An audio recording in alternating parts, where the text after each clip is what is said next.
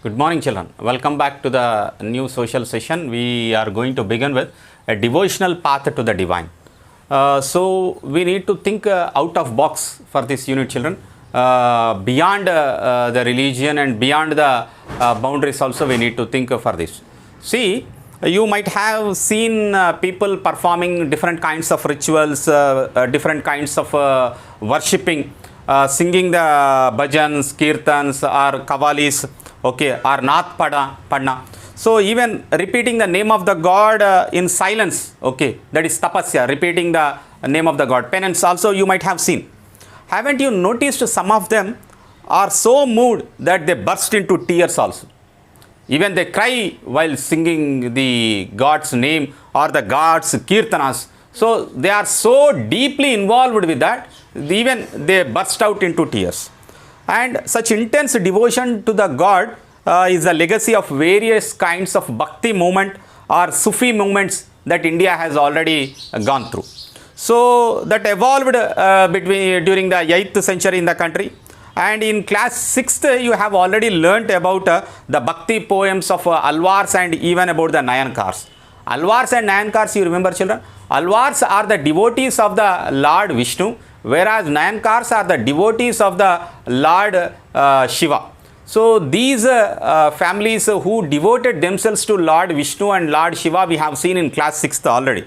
So you have seen kings and chiefs built large temples even during the Vijayanagara, Kakatiyas. Also we have seen big temples were constructed by these kings and chiefs, and they used to make land grants also. Even during the Chola period also you have seen these kings and the kings' families granting or donating large pieces of land for these temples.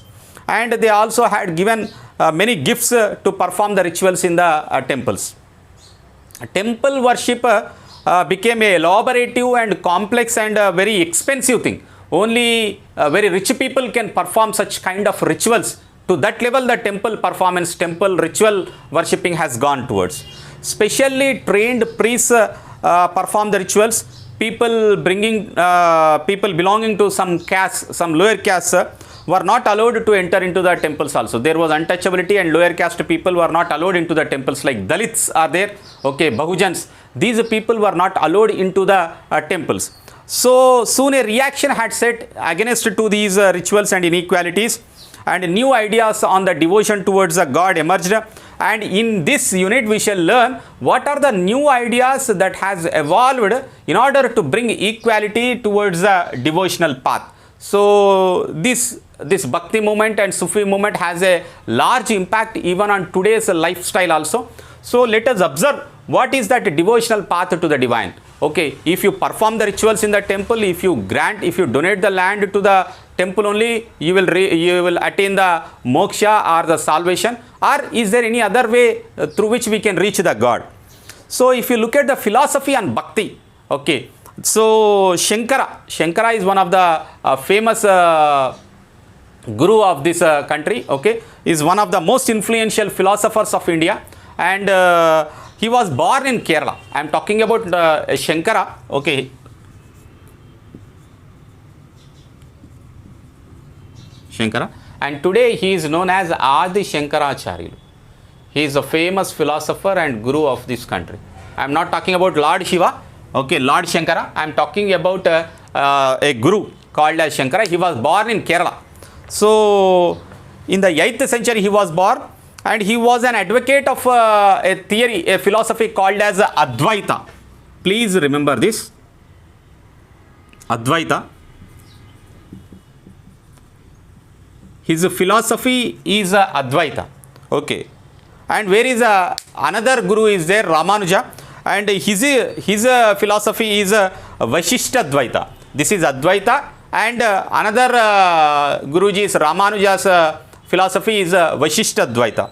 So he was a advocate of Advaita. What is this? What this philosophy says is the doctrine of the oneness of the individual soul and the supreme God. Okay, oneness of the God. God is only one. What he preached was, God is only one, and the supreme soul is the supreme God. So which is the ultimate reality? What he preached was, that is the ultimate reality. And he taught that Brahman, the only or the ultimate reality. Brahman in the sense the Atma, the soul, okay, is the only ultimate thing, and that in order to reach or to join into the God, salvation was formless without any attributes. And he preached that renunciation of the world and adopted the path of knowledge to understand the true nature of Brahman and to attain the salvation. How to reach this God by this Atma or by this Brahman was preached by him, and we shall also understand how this oneness of the soul can achieve the salvation. In tomorrow's class, children, we shall also will see about the Ramanuja and his doctrine of Vishishta Dvaita. Thank you, children.